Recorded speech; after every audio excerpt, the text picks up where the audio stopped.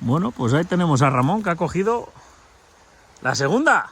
La segunda, fíjate. Bueno, fíjate, dice, pero si hemos empezado hace poco. Ya. A ver, ahí quieto, Ramón. Y cuando yo te diga, ¿eh? Vamos a ver, agárrala si quieres. Yo meto el móvil y luego tú posas. Bueno, vamos a ver, chicos. No cojas el móvil por un arcoíris. Aquí está Anguciana. Quieto, Ramón? Los cojones. Nada, vamos, que lo va a hacer. No la quería apretar mucho. Son las madres de la...